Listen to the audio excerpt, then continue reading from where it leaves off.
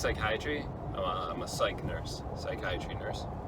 Oh, psychiatry? Yeah, so inpatient psychiatric is what Right. I do.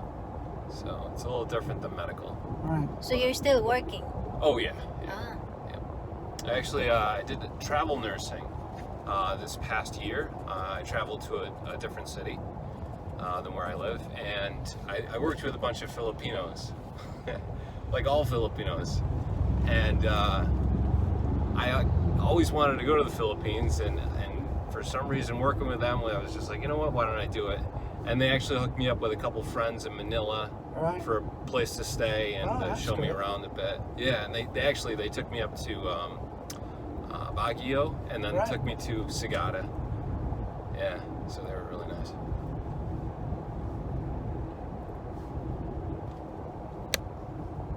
I think they have a legitimate claim to being the friendliest people in the world, I think. Yeah, I got lost here in Baguio.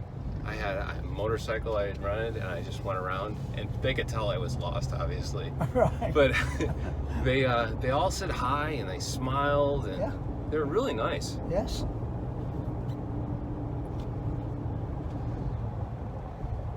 So you're just here for vacation? Yeah, well, I don't really get into the tourist thing. It's more of like a educational experience.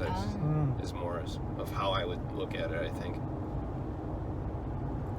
I did go see the sea turtles. Swam with the sea turtles. That was great.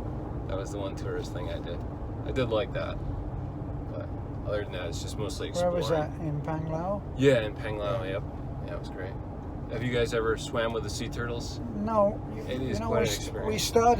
We started out once in Panglao to find this place that was on the internet about swimming with these huge shoals of sardine, wasn't it? Yeah, sardines. Oh, neat.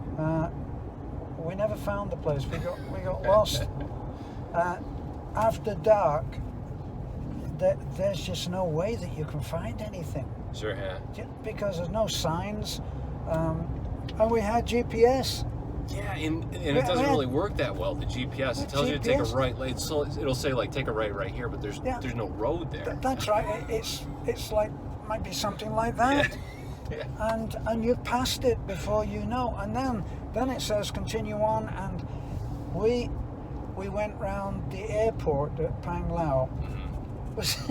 Was it 5 times? Yeah, I think it was 5 times. We kept passing this big Chinese restaurant, and the first time we passed it, the second time we passed it, we said, "Oh, there's another one of those. There's another one of those Chinese restaurants. It must be a chain." Okay. And then the third time, we realized that we were in terrible trouble, right? And we ended up saying, the very next resort that we pass, we're going to turn in, and whatever, we're going to stay. And we're in about the 1,000 pesos a night range. And it turned out to be Bellevue. I think it was called Bellevue, wasn't it? Yeah, Bellevue. And as soon as we pulled in, but by this time we were so exhausted. We'd been driving around for several hours. We said, "What the heck?" And Beth went out I said to Beth, "Go and find out what the cost is." And I stayed in the truck. And when she came back, she said, "We're staying," but she didn't tell me. She didn't tell me how much. I think probably because she knew I would say, "What?" Yeah.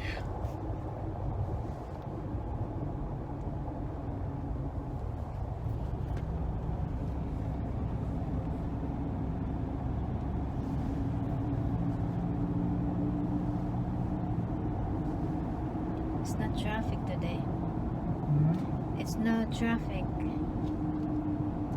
Which this is pretty much how it is, you know. Yeah. one annoyance is that the tricycles, they're doing about maybe 25 kilometers an hour. Yeah, they're slow. And then you have a lot of trucks like this who are capable, and the vans are traveling along this road, will be overtaken by someone who's doing about 90. And you've got bicycles, tricycles, you've got motorcycles, you've got people walking on the road. I hear you. Goats, It's insane. pigs. Trying to drive around here is just insane.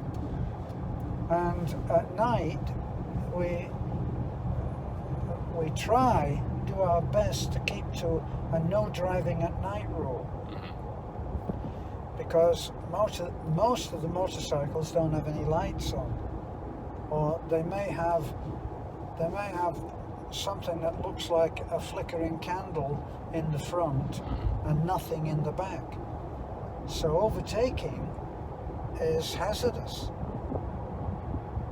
But you'd be stuck behind something doing 25k. Sure. So you've been driving in Cebu in a scooter. So how is it? Are you driving in the city or in the province? In the city mostly. It was interesting. I did get a little aggressive, being around everyone else that was driving aggressive. I got pulled over.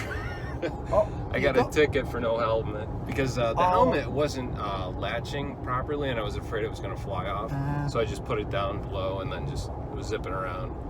And but the fine was 100 pesos, which is it's really ridiculous. Yeah. So I paid that, and Did you pay that on the spot then? No, he gave me the ticket. I heard that you can just ask the officer how much it'll be and just pay the officer, when they pull you over. But in America, if you try that, you can go to jail. Oh, yeah. They call that a bribe. Yeah. So I didn't want to try that. Right. So I asked for the ticket, and I just went and paid it.